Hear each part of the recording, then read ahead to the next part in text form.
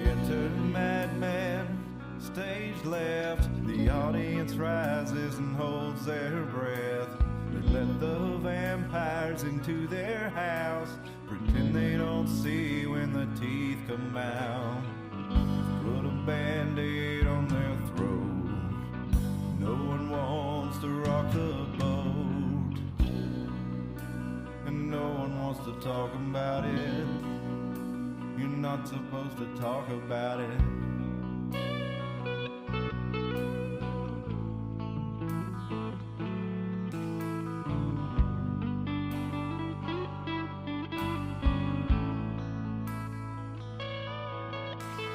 The curtain rises and the players come out. Webs of lies spinning from their mouths. Stop looking, listen for a little while. Pay no attention to the men behind the curtain. Just look away when you see the blood spurting down to a steady drip. I promise to leave you a little bit. I'll be back for another drink tomorrow. I love the taste of your terror and your sorrow bathing in your blood. It's never enough. Program reality, double think duality. Put upon the face of all mankind.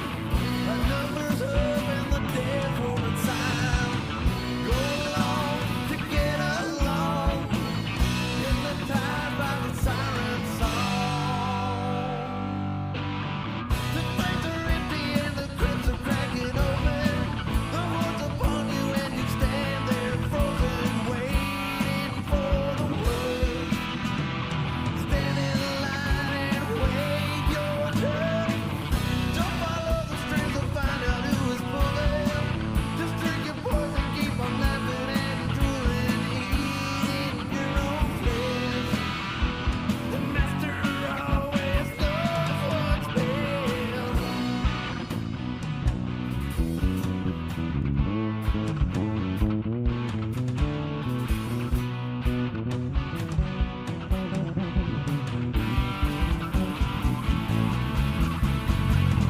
Worldwide genocide. The overlords of hungry parasites. They point the finger and the eagles fly. Raining fire, children die.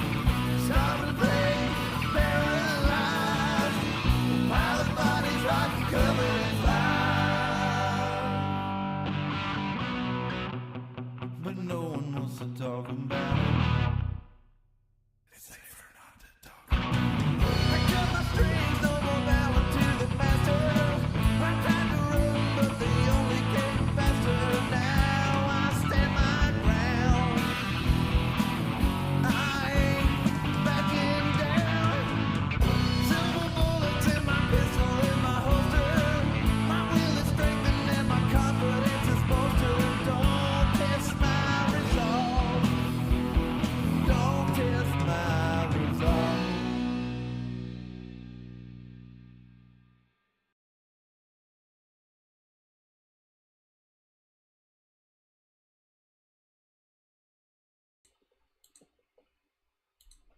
Hello, everybody, and welcome to the Iron Mountain Hour. Looks like Dustin's camera is going out. Let's see if we can fix that back here. All right, my name is Cliff. It is Sunday, April the 14th, 2024. Thank you for joining us in the chat, Aaron and Ayla. You better go to bed soon. Let me get your camera up and running here, Dustin. It was working until you got here. Let's just try it again. That's how it goes, is it not? Yep. Sometimes it is. I don't know what happened. I switched over to this profile and no camera going. So yeah, take it down there and see what we can get. We'll get you up and running before no time. In the meantime, thank you for joining us. Please like, share, and subscribe to the channel. We are on X, live on X and YouTube every Sunday and Thursday night. And I don't know what's going on here. Let's get this straightened out here.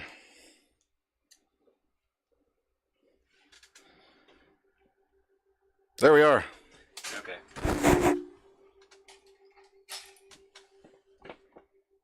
All right, you got Dustin. Can you hear him loud and clear? Dustin, give us a check. There we go. Not an ideal camera setup there, but we works with what we got. Let's see here. We're on a no-string budget. That's right. Well, I should have adjusted the heights a little bit because it looks funny because we're different heights on the camera. And then it's going to be real weird. Yeah, we're way off. Let's see. Maybe if I lower mine a little, it'll be better. I don't think it helped. There we go. That might be better there. It's closer, yeah. We're released. So yeah, jump in that chat. Let us know what you think. I know a few of you have been in there already. For some reason, it's not showing me now. I'll tell you what. It's been a heck of a night. I've had to reset the modem at the house because the streaming was just no good. But it looks like it's all right now. But we've run across some other problems because of it. But anyway, thank you for joining us. We're going to get into the topics of the night here shortly. But man, what a heck of a weekend with stuff going on in the Middle East. Stuff started popping off Saturday evening, then about as quick as it started, it was over. So at least for the time being. I've not paid attention to any of it, so. Well, the Iranians launched. They told everybody, hey, we're going to launch a strike. It's going to be like this many ballistic missiles and this many drones and this many, unmanned aerial vehicles, and I think most of them were shot down, and they were like, oh, they're going to be arriving in about 8-9 hours. So I guess they followed the whatever the rules are of warfare. I don't know how that exactly works, but where you tell announce your targets so people have a chance to move or something. But at any rate, the Israeli air defense shot down most of them, and the ones that did get through were apparently minimal damage to infrastructure that they hit. I think I said 99% of them were shot down, but everybody was running out. Well, I don't know about everybody, but all the the doomsday people were running out to buy their toilet paper and their their extra supplies and stuff because they were sure World War III was starting. Alex Jones was, hey, it's World War III, which I mean it's a fair. I mean it's fair to contemplate because. The tie with everything going on with Ukraine and Russia right now, we're basically in a proxy war with Russia and Ukraine, and you've got the Israeli conflict, invasion there of Gaza, and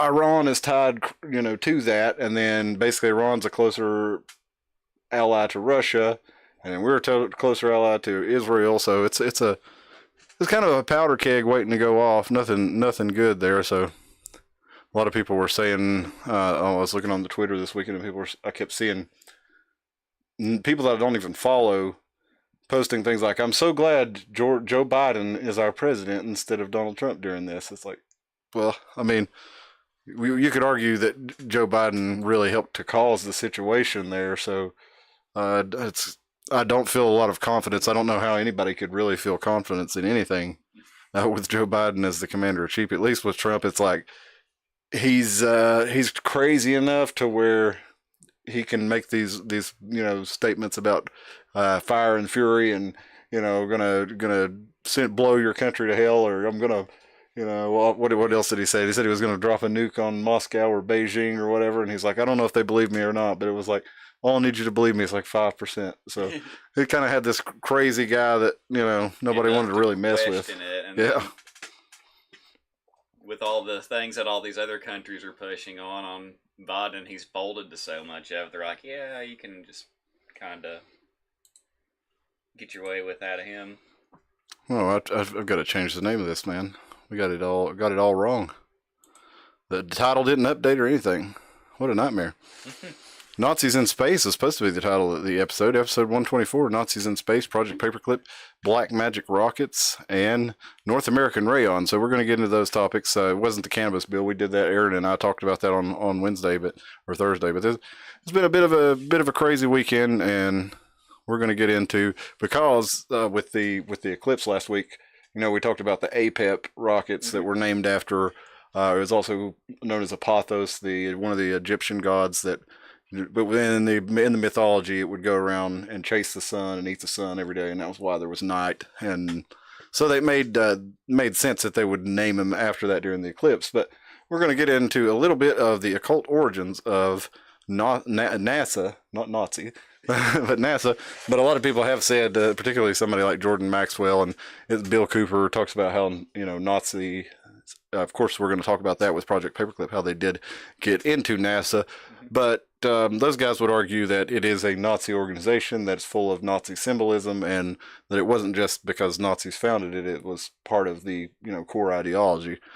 So a lot of that's really hard to find on the internet now. You could find, it's like, I don't know that. I mean, you can find about Project Paperclip and Operation Paperclip. You can find about Werner von Braun. You can find about Jack Parsons, but it's like that. They blow you up with Jack Parsons, Werner von Braun, and Project Paperclip. And there were some interesting things like a particular Jordan Maxwell, and I don't know if he's the most credible because he's had a few things that I've come across that were like, I don't think that's exactly right. And but he does have a good eye for looking for symbolism. Especially at the time he was, putting the stuff out, it was just like he definitely got a lot of things pretty spot on. He was one of the first guys doing that. You're right. As around the early internet, I mean, as soon as YouTube started, like 2005, 6, whatever it was, he was right there, showing you the occult logos. And like the thing you say, it's like you're going to get real information when you go to the website, and it's just like a black background with a harsh contrast font on it, and then like very, very shittily posted in pictures. I did find us a little bit of that tonight, so hopefully we can. That's what his website was up until and it was like well into the spot that websites were way better, and it was like his stayed through that up until he died. I don't know if it still is like that or not. I don't either. I'm gonna update this title real quick and fix the thumbnail. It's just been a heck of a night, folks. But it's been a doozy. that kind of content though, it has really gotten hard to find. Even though I was able to get quite a bit about Werner von Braun and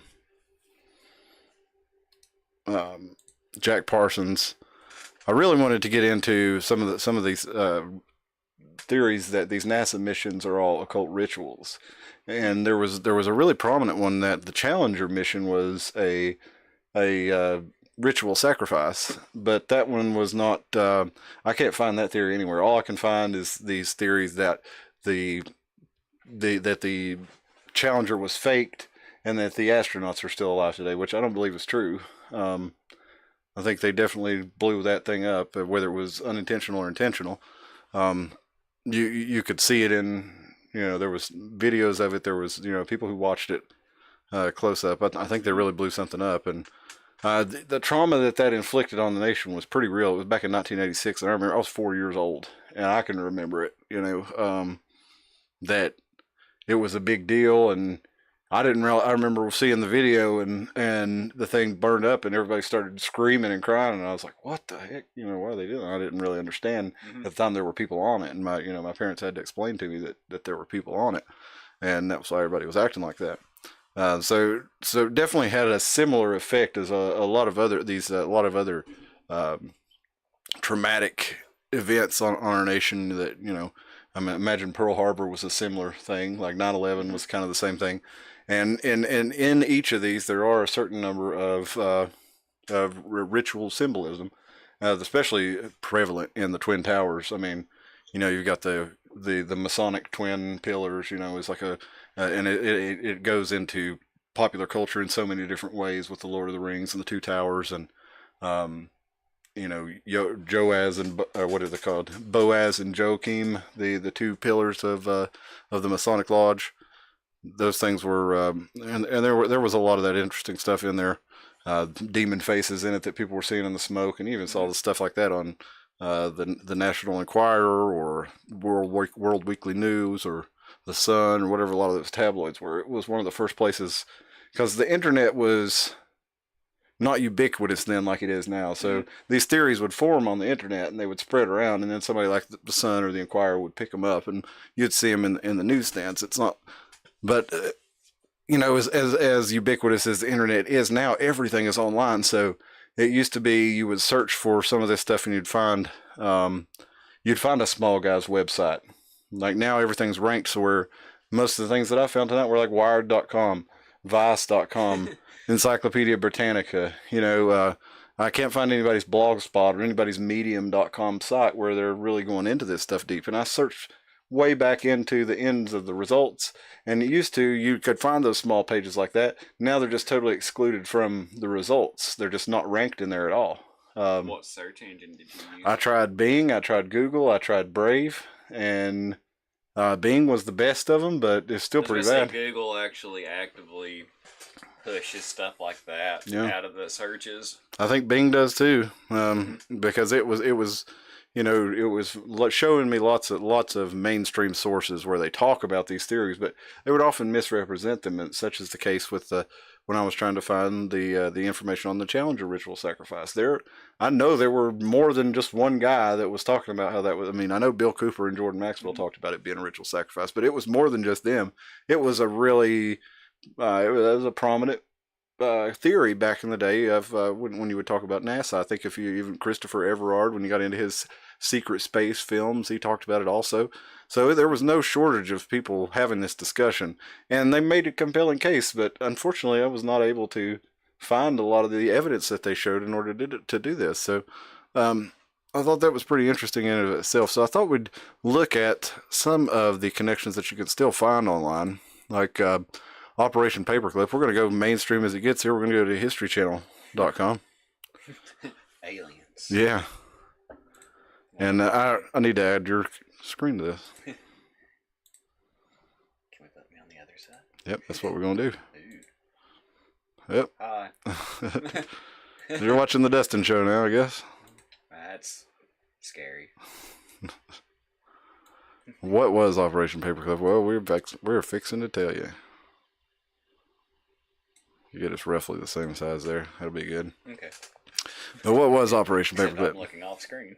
I'm like, Oh, you are, aren't you? Seems like what's happening over here.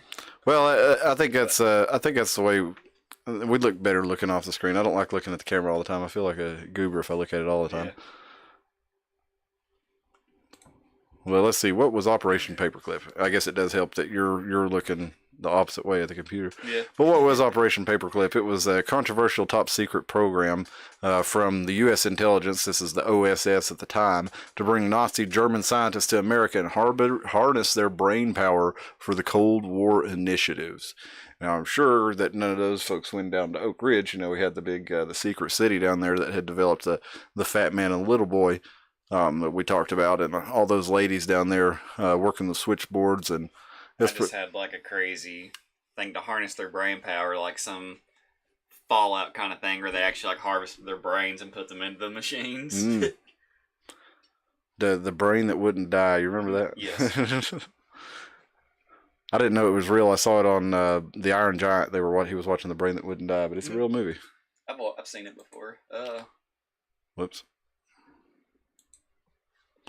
But Operation Paperclip, the Americans and the British basically scooped up a lot of the German scientists who were left in Germany after the Germans surrendered, and one of the key ones was Werner von Braun, which he was an SS member. He was a high-ranking Nazi officer, and he always claimed, that he just had to be a Nazi in order to work in the Nazi Party, and all he was really interested in doing was going to space. And there is some evidence to support that. He actually got arrested by the SS for apparently he was talking shit about the whole idea of he was saying we're going to lose the war and I'm ready to get out of here because all I want to do is go to space. I want to do is build something to go to space, and we're fixing to lose. And he did get out of there. He defected to the United States like right at the end of the war.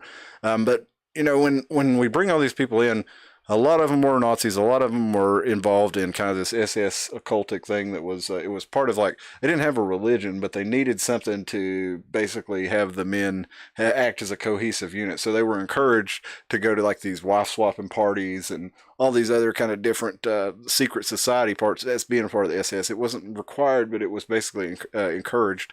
And so they did a lot of this stuff and used a lot of ritual magic, not really necessarily as because they believed in it, but because they didn't have religion, so they wanted them to have something.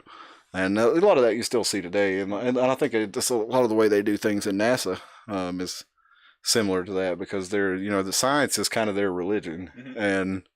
and they may believe in God, but they also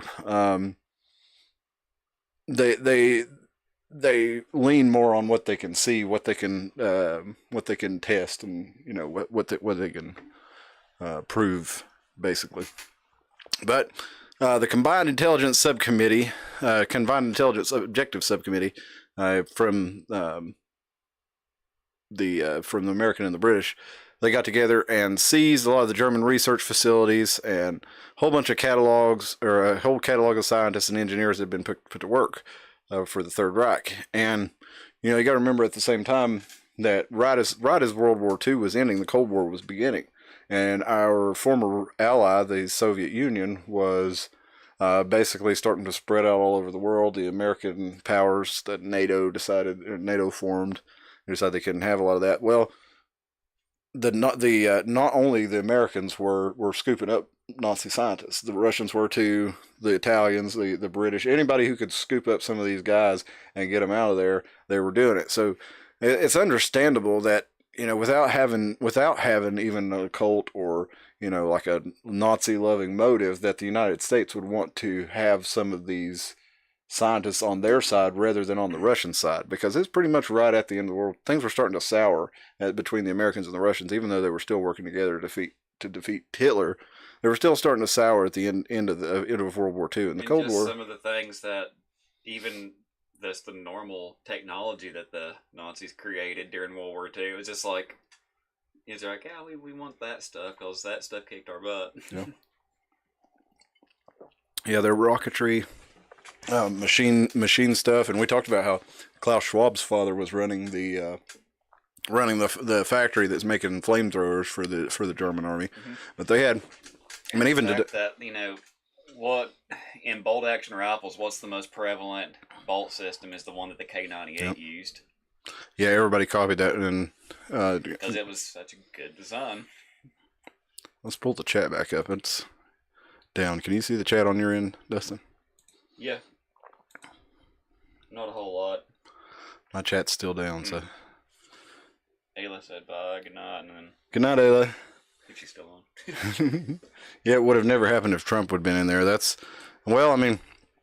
Trump did have a relatively, and I say relatively, because it's not completely peaceful, but he did have a relatively peaceful 4 years. A lot of the wars that were already started when he was in there, did continue, and you did see, continuance of the bombing campaign in Yemen, where they funded their selling weapons to Saudis. Trump sold weapons to everybody, but it was just like, he was kind of the first guy to admit it. It was almost like everybody else was ashamed about it, and they tried to say it was a conspiracy theory. It's like, yeah, we're going to continue selling them weapons, but at the same time, there was winding down of Afghanistan and Iraq, and Trump did have the plan to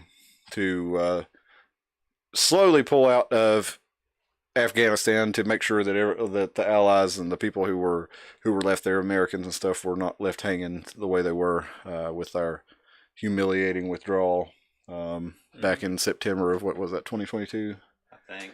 Or was it 2021? It was 2021 because Russia invaded Ukraine in February of 2022, and I'm pretty sure that's why he pulled everything out then of Afghanistan, because Russia was like, I'm sure he got the chatter that they were fixing to do that. At least, they didn't just decide that they were going to invade Ukraine overnight. Mm-hmm. It was something they planned for months at least, and I'd say they got the word of that and just got everybody out of there. But anyway, I think you're right, Aaron. I don't think it would have happened, at least not that way, with Trump in place. But let's return to Operation Paperclip. So there was a newly formed Joint Intelligence Objectives Agencies the whole plan was to harness German intellectual resources and help America's arsenal of rockets and biological, chemical weapons, so that the Soviet Union didn't get it. And when they did it, Truman, he said, okay, we're not going to get any Nazis or active Nazi supporters, but the OSS, they just kind of covered up that these guys were actual Nazis, and they just didn't tell him. So It actually didn't, and they didn't reveal this till I think like 1980 when they declassified the records on Project Paperclip. So nobody ever told the public, and they hid it from Truman even. Kind of like the deep state has been doing for. Looks like that's really the first of the deep state. There was the OSS, and they were already hiding things from Harry Truman, who specifically said he didn't want any Nazis, and they brought him like 130 of them and just hid their records. So. But again, you could argue if we didn't get those guys, then the Russians would have gotten them. So, I mean, and it's almost certainly the case that they would have, or at least another country would have gotten them. And they were key to developing our rocket tech. They developed the von Braun, which was the main guy, Werner von Braun. He would actually kind of become even ubiquitous in American culture with Disney showing him back in the 1950s, like 55.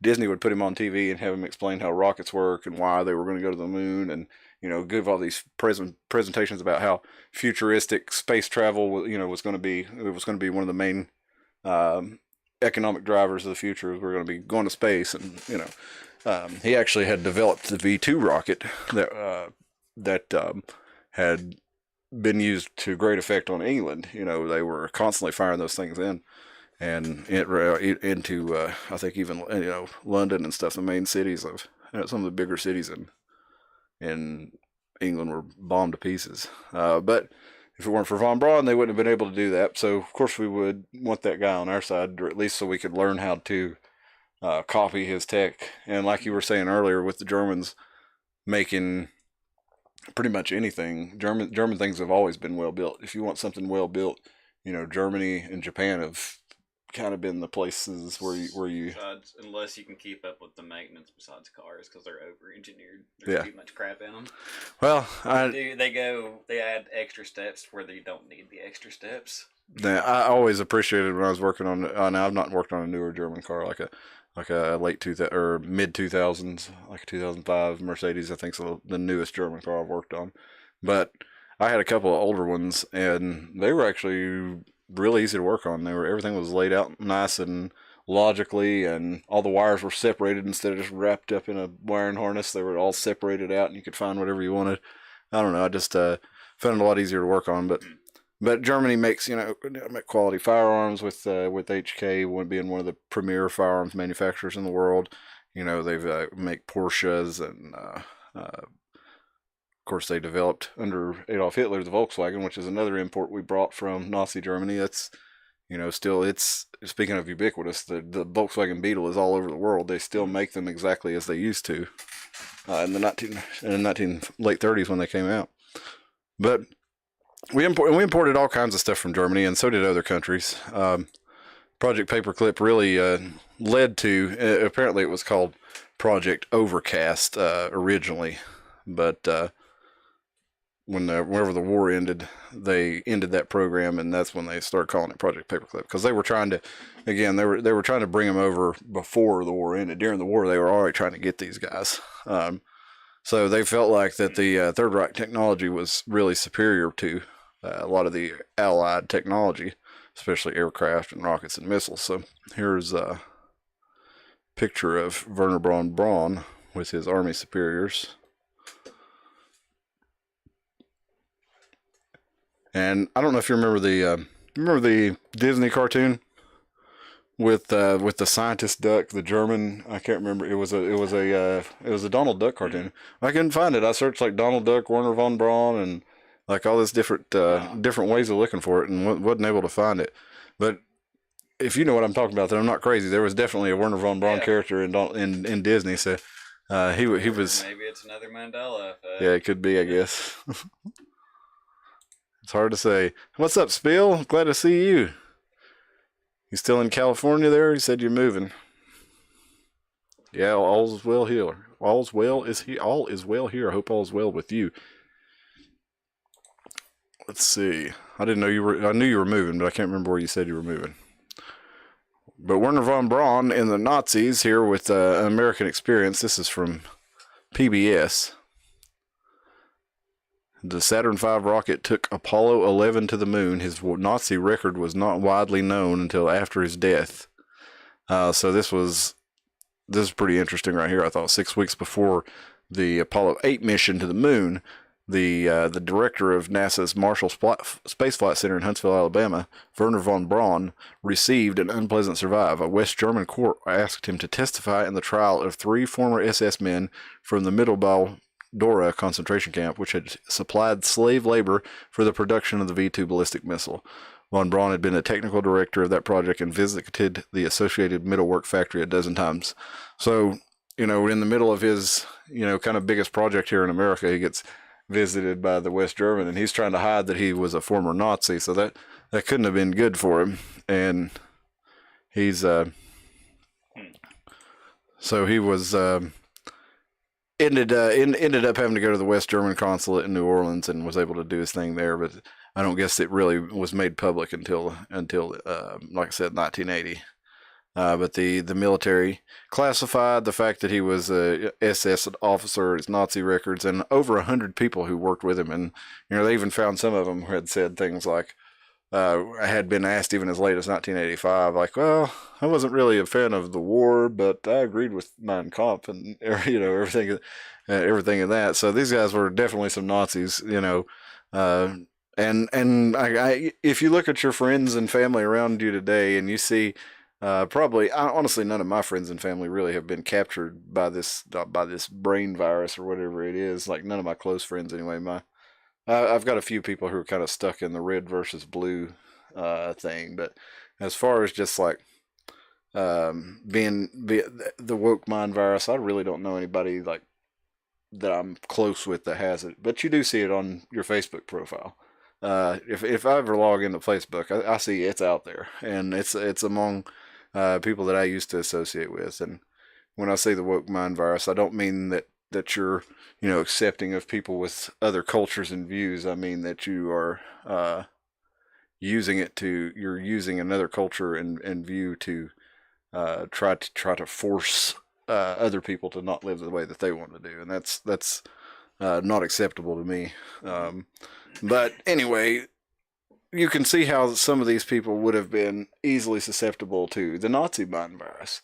I mean, their economy had been destroyed, was in shambles after World War I. They were being blamed for everything in World War I. They didn't. A lot of their historic land was given to Poland and England and spread out. And divided up, and they were left to pay the bills. They were supposed to pay the war bills for like France and England or something. So their negotiators basically in the wartime screwed them, and so did everybody else in Europe, which that's the name of the game, is try to take from. You have a war, you're trying to take territory from somebody else. That's the historic reason for having a war.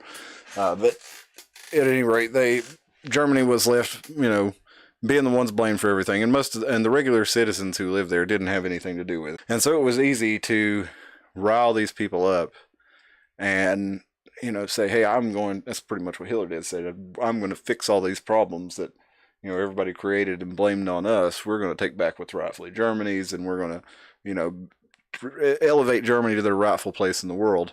So a lot of these people who, when things started going to his plan, they were going very well for a time, and so people started getting on board, and I'm sure especially because he was fixing their economy. It's like they had vacations, they had access to affordable vehicles. And they built the Autobahn, they built the Volkswagen. So for the average, German person, you can see how it probably would have been easy. That was the current thing, and it would have been easy to sway them into. We as humans tend to go to the current thing.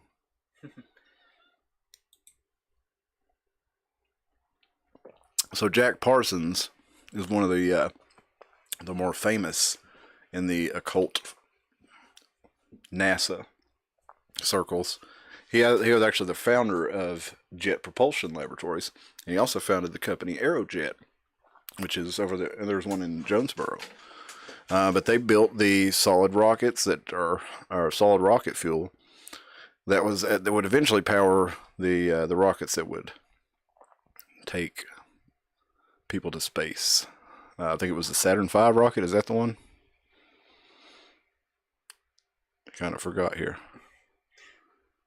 But Jack Parsons. Getting confused. Was it It was a Saturn. I know that much. I'm pretty sure it was the Saturn V that they started using on the Apollo missions. Because there was the 5, then there was a 7. And then now, what is SpaceX is using the Dragon rocket, aren't they? Is that what they call it? I really don't know.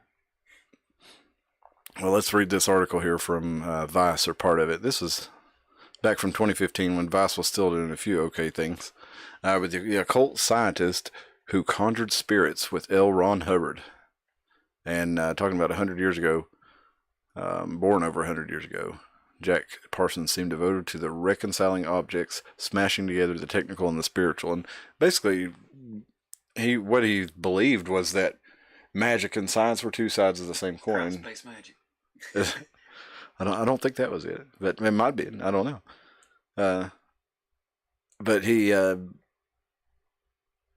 felt like that. I mean, that's the way that a lot of scientists throughout history, like Isaac Newton, Francis Bacon. John Dee was the famous occultist, but he was also a scientist for his day. He was an astronomer and all kinds of other disciplines of science. And back in the day and throughout history, scientists had often been well rounded. They had been often members of the aristocrat class, and so they were versed in arts and leisure as well. But for all of history, that's how it had been. And alchemy was a hobby of scientists, philosophers, and people of academic leaning for since time immemorial. So it's not surprising that he would be into this. But one of the things that Jack Parsons was famous for was the Babylon working ritual. Did you ever hear about that? Nope. So, and it goes into to explain he was trying to create an elemental. And why was he trying to create an elemental? Well, it was because his girlfriend had so he was a member of the Ordo Templi Orientis, which was the secret society that I can't remember if Crowley founded or if he was just a member of it. But I think it was the one he founded when he was kicked out of the Golden Dawn. And when he founded this thing, they basically had a church out there in California where all these New Age people got together and did wife swapping and that sort of thing. And anyway, his third eye. Yeah, well, his and they did what they did, like tantric sex magic and things like this, where they feel like these rituals are opening gateways into another world, and that they can be even inhabited by other beings. Well, Jack Parsons was in here doing all this stuff, and his wife or girlfriend was kind of with one of the leaders of the church, and he was also with a well, I think it was like actually he said he was with a 17-year-old in addition to his wife. The church encouraged him to, and I think that was probably so that the leader of the church could bang his wife, because it's hard to really say anything about the leader of the church banging your wife if you are hanging out with a 17-year-old, and so maybe that's why they pushed him to. But either way, they ended up in all this stuff, and L. Ron Hubbard, he comes to meet Jack Parsons, and he ends up leaving with Jack Parsons' wife, and so Jack Parsons is jealous of this, and before L. Ron Hubbard actually leaves with her, she's just kind of hanging around with him a lot. He tries to create the perfect woman for himself that he called the Elemental, or the Moon Child, through the Babylon working ritual, where they took a bunch of stuff out into the desert, and allegedly when they tested one of the atomic bombs out there, he had a container of organic material, we'll say, to keep it YouTube friendly, but the components for life in this container, and irradiated them, and this supposedly created some sort of golem or an artificial creature, and he was trying, and anyway, they go to years later, he was conjuring this woman. He was trying to create this creature, and also he was conjuring a woman into his life, which the woman did finally come into his life, and he's decided that this was who he had conjured by doing this ritual. So it's like a crappier Frankenstein's monster. Kinda. Well, she thought, I guess he thought she was like the perfect woman. So she must be his his person here. But if this article on Vice actually does go into a lot of the interesting ways that how Parson felt like rocketry was magic, and that it was just all two sides of the same coin. So he founded Aerojet. He founded Jet Propulsion Laboratory, which, I did find an article saying that to Jet Propulsion Laboratory, it was not really occult like its founder was. And I looked through all of their missions, and they don't have the occult names like NASA does. They're all just kind of explaining what they do. But NASA does have a lot of the occult space patches and stuff like that. We're going to look at a few of those here in just a minute. Mm-hmm. But they set up Jet Propulsion Laboratory at Devil's Gate Dam. This was out in Pasadena. And Pasadena means the crown of the valley in the native tongue from the folks that lived here. And they were said to stay away from this area because the devil's face was on this cliff face here. That's where they built the Devil's Gate Dam, and it did flood control and water conservation. But there's a picture from above, which I know this is a tangent, but did you know the Hoover Dam's concrete won't be fully cured for like another 15 years? I just learned that the other day. I thought it was pretty wild. I think they could build it in like 1970. Huh. And apparently where it's so thick with concrete, it's still not fully cured. That's interesting. But I'd never thought that. But apparently the natives there stayed away from that, and it was a supposedly an eerie feeling in that area, and that's one of the reasons they chose to put Jet Propulsion Laboratory there, and that's where they developed jet-assisted takeoff, and basically they started the area of modern space travel right there in the deserts there in Pasadena, and it was with doing magic rituals with Aleister Crowley and L. Ron Hubbard, and eventually the government was like, so he got fired for he was trying to get a job he was trying to take his information and take like other things from the government, like other people's research, and he was trying to go get a job for Israel. So he actually got fired for that, and he was writing a lot of crazy poetry and doing a lot of crazy rituals and stuff, and they got wind of this, and so they investigated him for that, and they decided it wasn't a threat to national security, so he wasn't fired for that, which he always acted like he was, but he was fired for trying to shop around his information and go to Israel. But there's a whole lot more information on it, and there was a whole a whole network of these folks that were brought in to the United States, and some people said that they really took over a good section of the government, especially with the OSS and the CIA importing a lot of intelligence officers, and a lot of these guys having ties to the old Germans, and especially on into the Bush family, and them funding the Nazis, and Prescott Bush being tied to the OSS CIA, and same thing with George Sr., who was, I never worked for the CIA until I was the director under Ronald Reagan. They just appointed me director for no reason. But no, I never worked for the CIA. And, his name is in documents that he did work for the CIA. There was a George Bush. He owned Zapata Oil Corporation. And that was why he was approached by the CIA. That's one of the reasons he was approached. That's why he was in their paperwork, because he was working with Zapata down there in near Cuba, with everything going on in the Cold War in Cuba. But let's look at some of these space patches here. And Apollo, was the goddess of the sun. It was the god of the sun, the twin of Artemis in Diana, I think it was, and it was Artemis in Greece and Diana in Rome. And so Diana was the goddess of the moon, and Artemis was also the goddess of the moon, but Apollo was the god of the sun. And he was associated with like wheat and agriculture and things like that because he was the goddess of the sun or god of the sun. So I thought it was interesting that they call the Apollo missions. They're the Saturn rockets, the Saturn Apollo programs. And here's some of the patches, and these just look cool, but a lot of these things actually do have hidden meaning. Each of these things mean they have like a public. They have the obvious. And then they have the hidden, which is also known as the occult meaning. And so, like, we may not know, is that Apollo 7? Okay.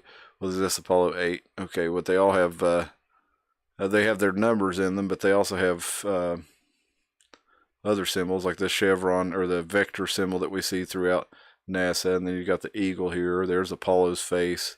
There's more vectors. Flying horses, I'm sure, those mean something to somebody. Probably like Apollo's chariot or something. There you go. And this one has, a sailed ship in space. So there's, like I said, I'm not an expert on these things. I just think they're really cool. But I just point out to them that, these things mean, they have a public meaning and then a hidden meaning, basically. So there's more to each of these symbols than you can see and understand. And when you look at each one of them, you have to take each part of it. Like, what is this orbit symbol? What does this rocket mean? If you're interested in doing all that. But, they don't just randomly pick these things. They make them to look cool. They all mean something. But Jordan Maxwell, if you could find him, he would go through and he would tell you what all this means.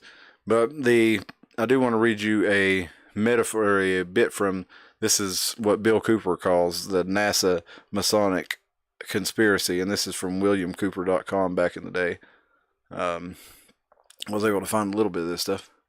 It says, to make interstellar travel believable, NASA was created. The Apollo space program foisted the idea that man could travel to and walk upon the moon.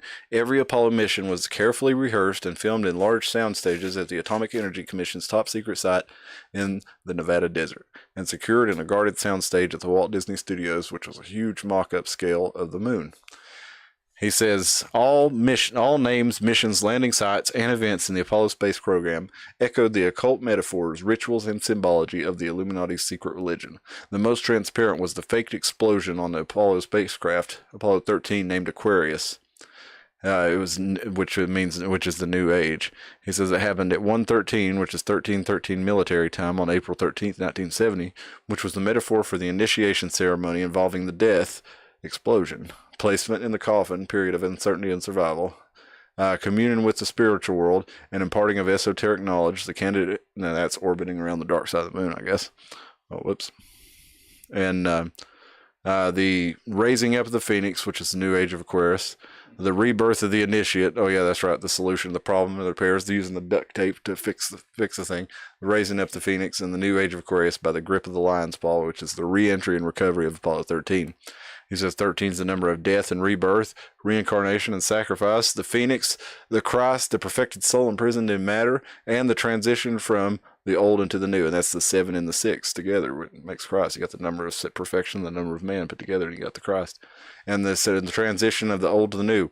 Another revelation to those who understand the symbolic language of the Illuminati is hidden, meaning the names of the space shuttles. A Columbian enterprise to the endeavor for the discovery of Atlantis, and all challengers shall be destroyed. And that was really all I could find on that Challenger ritual and the Apollo ritual.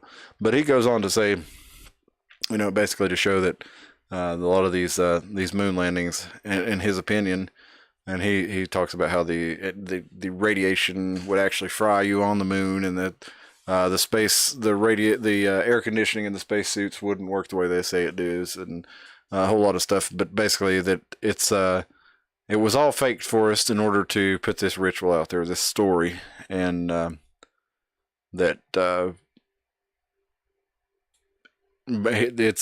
NASA is basically for making rituals for us to watch, is what kind of his take on it is, to usher in the new age.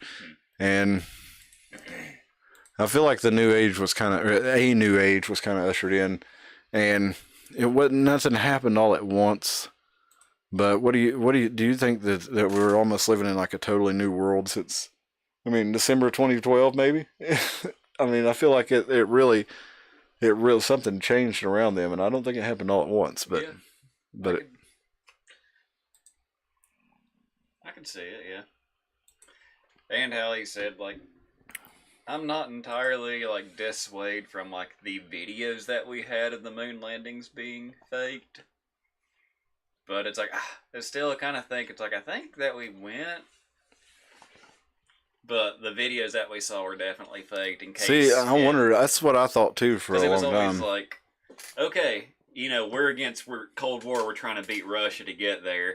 Okay, if we had this and it's a disaster and it blows up or something, or they die before they get there, then it'll be like, oh, look, we failed. Yep. Then that gives them the brunt to get there, to actually do it. So they recorded it to be like, hey, if something does go wrong, we've got this video. Yeah. Well, you remember we've talked several times about how the Tower of Babel was a tower to reach the heavens.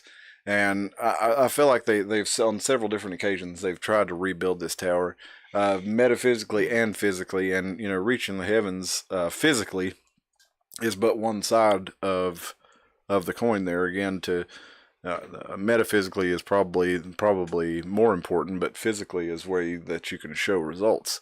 So, the Tower of Babel was, I think. Again, I don't feel like it was an actual tower. I feel like it was a technological society similar to what we're building today, with an interconnected network of different machines and technologies, to where everybody in the world, spoke the same language when they were building the Tower of Babel. So that was one of the reasons that God shut them down. Do you think they were really like literally building a high tower? I mean, not that they didn't have a building, and I'm sure they probably did have buildings and tall towers and stuff, but I wonder if it was not a metaphor for the building of technology to understand the very nature of reality, rather than to physically go to heaven.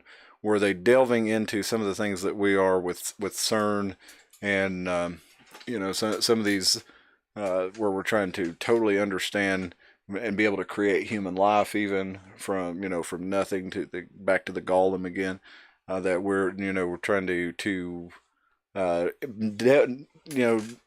meddle with powers that we were never meant to meddle with, and that maybe the being God didn't actually be like, but maybe they fucked with shit they shouldn't have fucked with and blew themselves up, and that was how they said, well, I guess God didn't want us messing with that. That's basically what I'm saying. Sounds quite plausible. Because I feel like if maybe the Tower of Babel is actually a space elevator. Yeah, it could have been. But I feel like that this is a reincarnation of that in a way. Because if you had a space elevator, you didn't have to legitimately have a tower that reached to the heaven. You just had to have an access point to hook something to. Because what about all that shit that like a long time ago we talked? What about those things that are out in space? What was it?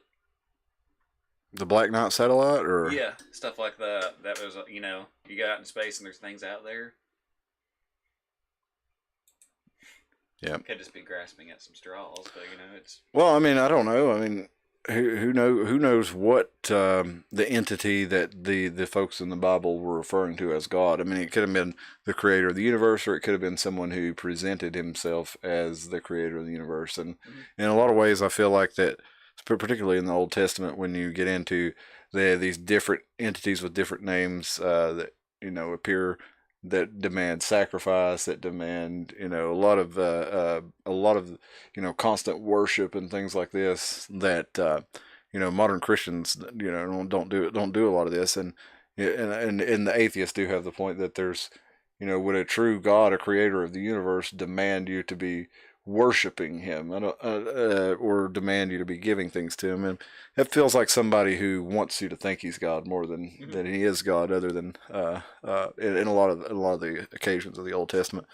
But in any event, I feel like that this was human beings messing with technologies, messing with science, messing with the nature of reality that they didn't understand. They had a massive failure, which caused some sort of a downfall of society. And we could do it today with things like, nuclear weapons, EMPs. We've built this whole society on technology. And, if you suddenly get rid of all the technology, if you just make it not work anymore, you make the power go out. This sucker is done. Mm-hmm. And we're back. I don't know if we're back to the Stone Age or not. We might be able to recover it. But you just imagine the power going out for like a month.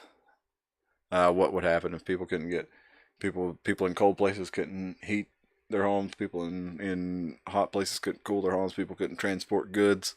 If you suddenly just had no ability to do that for a month, we would be in big trouble as a species. I mean, I think we would survive, but I don't know that we wouldn't go back to, Stone Age again, because I wouldn't say Stone Age, but you could say like 1800s. Maybe. But I think we've lost the ability to do a lot of the things that we used to do in the 1800s. Like, chink in the armor for a little while. But we're I mean, I guess it depends on when it happens. But we're digitizing all the books. We're digitizing all our information. So if you want to learn how to build a steam engine, like the guy who has the knowledge to know how to do that, getting him to a place where he can actually, set up a factory and create a steam engine, that's going to require some doing. Or, an internal combustion engine, especially, we had to, I think we rediscover stuff all the time. We lose stuff. Like when we lost indoor plumbing, like when Rome was finally taken over and they had indoor plumbing in Britain. And then, the Middle Ages, 1,000 years later, they're throwing shit out the window on each other's heads and just throwing it in the street and, having rats run all over each other. They had, I mean, I don't think they were the most sanitary, probably because it was a public bathhouse where everybody went in and bathed, but it was probably better than throwing your poop in the street. They had a shit stick at least. That they did. But I think where the saying came from. I got the shit in at the stick. Is that right? That's where it came from, was those big Roman public toilets and stuff and also throughout other things you had wiping tools. Well, John Crapper was the inventor of the toilet, and that's why they call it the crapper. Oh, I actually didn't know that. I think that's true. I don't know if I might have made that up. Let me just make sure. I don't want to tell you anything crazy. Yep, John versus the Crapper. Who is the rightful owner of the throne? John Harrington and Thomas Crapper. That's what it was. So they call it the John or the Crapper. Okay. The John or the Crapper. Yeah, that's what it was. What? But we can lose technology is the point, and the level of technology we've achieved today. If you just look at if you imagine like your boomer parents trying to set up a network device of some sort, and they don't know what they're doing. If you give them some sort of piece of advanced technology that they didn't grow up with, they really don't any idea what they're doing. I think our generation would in a lot of ways be similar if we didn't have this kind of technology and we had to go back to actually recreating old inventions even. I mean, there's a certain, you could, to do it at scale anyway. Like I saw a video of a guy, he was like trying to make a toaster. And he thought it would be easy because he's like, I'm smart, I know how to make a toaster. I know how a toaster works. And he was like trying to manufacture each part of the toaster. And he I don't think he ever made one that actually worked. I didn't finish it, but he said I tried so many times and he just could not make the damn thing work. And this is one guy making one thing, but it's the same time. It's like, this is something that's a simple product, but to manufacture it actually requires way more resources and way more kind of tools than your average person can even have. And you look at things like a screen. How the fuck does a screen work? If you couldn't use your computer, I mean, if everything shut down, I just don't feel like this is going to be able to easily be made again, because it's all built on top of existing technology. Look at the different iterations of website programming, all this stuff. It's all built on top of one another. Mm-hmm. And if you broke it all down again, I don't know that we could rebuild the first level, at least very quickly.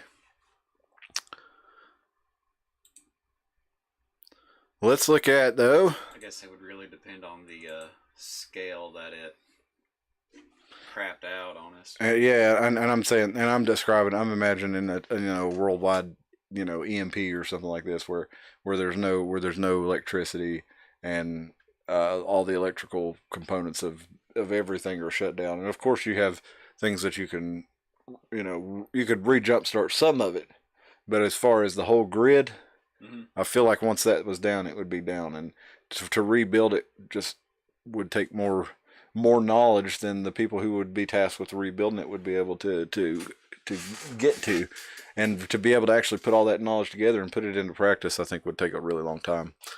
But then again, let's hope we never get to that. Or would it be a good thing for that to happen? Would it be good? Because I think the internet has been a double-edged sword for the powers that be and for us, because it can definitely be used against both of us and for both of us. So. But anyway, let's get to the last story to the night. I did want to talk about North American Rayon Corporation, the American Bimberg Corporation. And the reason I did is these guys back in the 1980s and 1990s, they were involved in the NASA shuttle program over at North American Rayon. To go back to the beginning of the century, or, 1920s, this was when America was when Elizabethton was a big manufacturing town. You actually had two. And there's a Nazi connection too, to Elizabethton, the North American Rayon, and the Bimberg Company. All these guys were German families. Glanzdorf. Now, what does Glanzdorf sound like? Glanzdorf. Grindstaff. And is that the same family? I'm just guessing it is. I don't know that it is, but after I see it, it's like when you were pronouncing, I'm like, I have no idea. Then I see it spelled out, and I can see your. But I feel like that there's a connection there. But it's the big money. It was the big money in the town then, and it's probably still the big money in the town now. And back then, it was German money. The industrial giants producing rayon, which was artificial silk, and this was some weird stuff. It was a weird texture. Did you ever see any rayon? Like just a bale of raw rayon. Like you would have it in your clothes and stuff, and it was a lot more popular. I remember seeing some clothes that said they were made with rayon in the 80s and 90s. I couldn't tell you the last time I seen rayon clothing now, but you would see it back then, and they made this mostly for industry.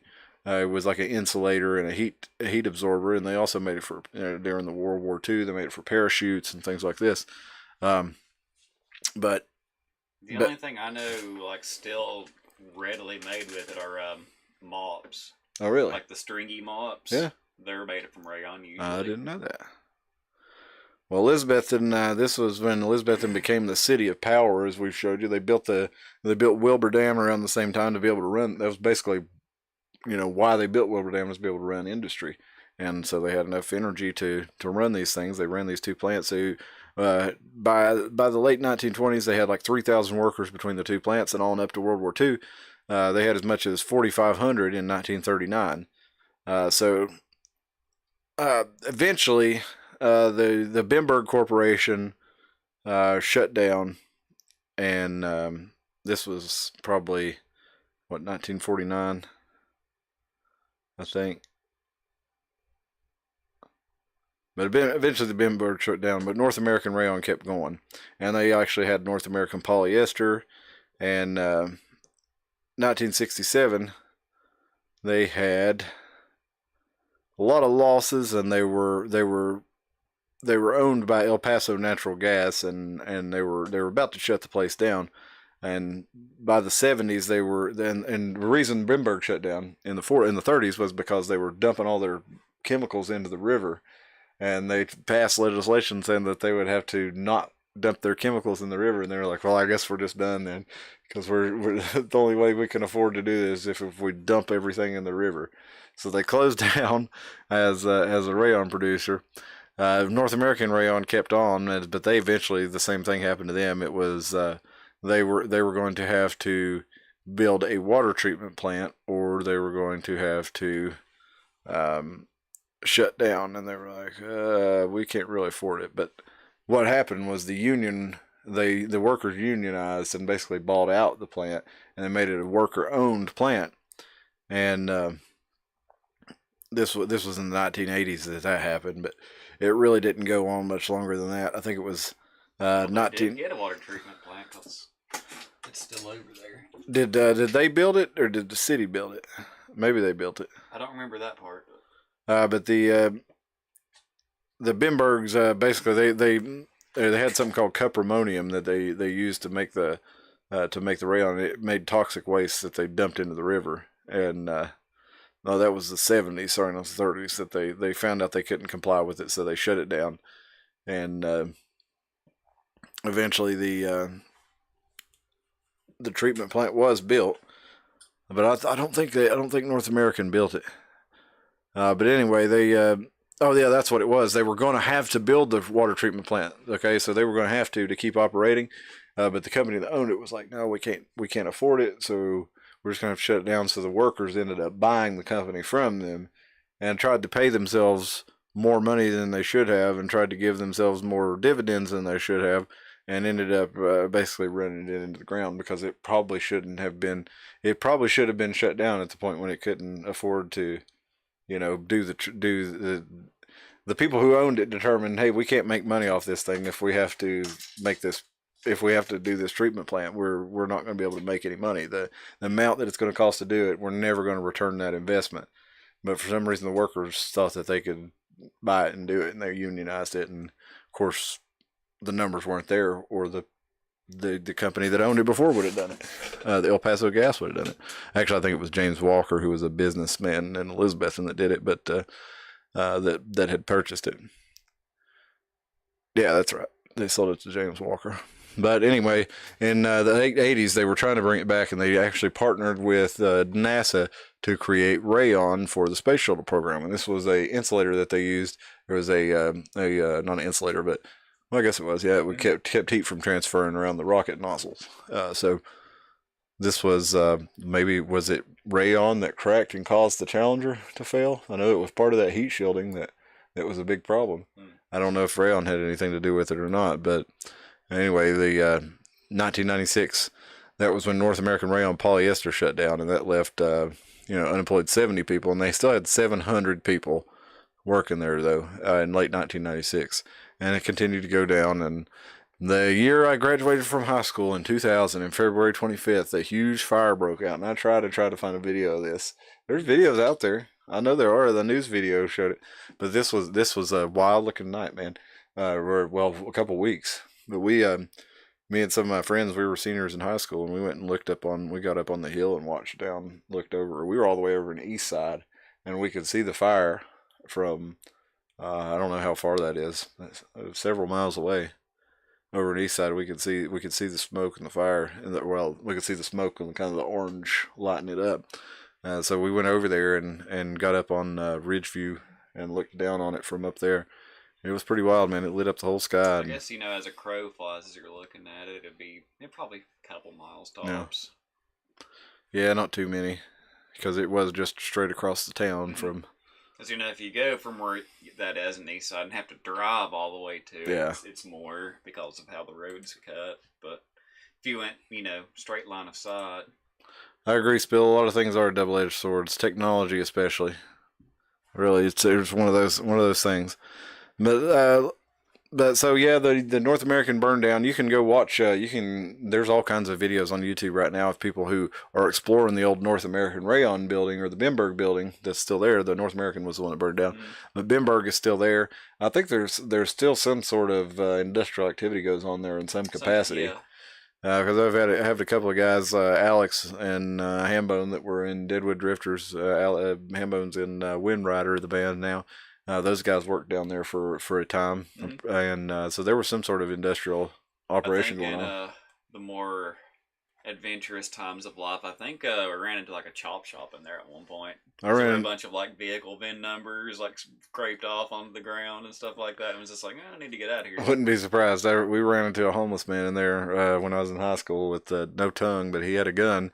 And waved it around at us and screamed. And we were like, okay, I don't know what you're saying, but I know what I'm going to do, and that's get the hell out of here. I feel your intent, though, so I'm leaving. Yeah. Now, he had like it looked like an old Jennings 25 or something. Like, it looked like something that would have blown up in his hand. It didn't have a grip on one side. I can still see it very plainly because I guess it's etched into my memory. But ran out of there, and didn't go back. But recently, and within the last few years, my wife and I were driving around town, and I think we got some Taco Bell or something, and we were going to go park and look for a place to eat it. And then we drove back behind Lowe's, and I was like, oh, I'm going to go see if we can see any of the factory over here. And I drove to the gate, and saw there was a gate, so I just turned around and left and went over and parked in the Big Lots parking lot. And I was just watching, and within a minute of me pulling up to that gate and leaving, a van came flying up to the gate. And dudes got out and started looking around to see who was up there. So I don't know what they got going on now, but they've got some security on standby pretty close by, whatever it is. Because I felt like they came in, that's the only thing they could have been doing was looking see what I was doing. And I was just driving around to see what was over there. But anyway, that's about all we got for tonight. Sorry for the jumbled nature of the program.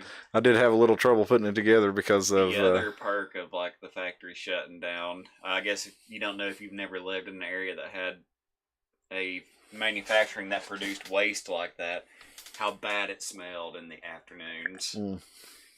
5 o'clock would hit. All of Elizabeth and on that end of town smelled like sulfur and just death. Smelled like Kingsport. Yeah.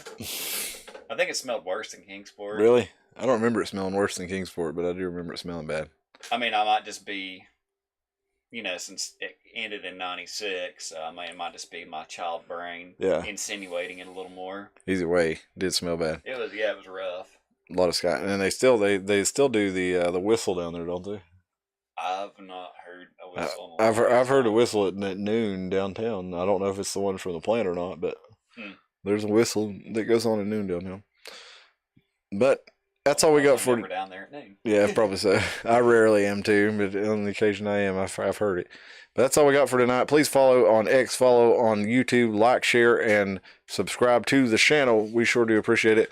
We're going to be back on Thursday. Aaron and I are going to get into some news and current events. Be sure and follow Aaron at Armageddon Hour on YouTube and on X. Follow us on X at Iron Mountain HR. Follow us on YouTube at IMH Live. How's X going to give it to you? That's right. And email us at the ironmountainhour@gmail.com if you have anything to add to these conversations or comment on the video. We sure would love to hear from you. Thank you, Spill, for being in the chat. Thanks, Ayla. Thanks, Armageddon Hour. I missed the chat from Armageddon Hour. Sorry about that, buddy. I was talking about how how Parsons was a Mason. They threw him out in the States, and he went to Mexico and started his own. And dude, L. Ron Hubbard would be a fun one to do too, because that whole Scientology thing was quite a trip. I love that. It's like that quote he's saying. It's like how to get rich, start your own religion, and then look what happened. Yep. Yeah, he tried to get Parsons, him and Parsons' wife. Now he started when he started Scientology, he started it with Parsons' ex-wife, and he roped Parsons into a scheme where they were going to invest in buying and reselling yachts. And he and Parsons' ex-girlfriend just took all Parsons' money, left him broke, and went and founded Scientology and rode around on a boat all day instead of actually doing the venture that they had described for Parsons. Defrauded him and took his money and started Scientology. So that's partly where he got the money to start it, was by defrauding Jack Parsons. All right. Well, Aaron, thank you for commenting on X Armageddon Hour. I appreciate that. We'll see you next time. And on Thursday night, like I said, Armageddon Hour, and I will get into it with news and current events in... Do what? That's why I didn't say that. Oh, okay. Yeah, news and current events roundup for Tennessee and Northeast Tennessee and the world and all this stuff, all the current event stuff. We'll get into that Thursday night. So we'll see you then, everybody. We appreciate you. Have a good night.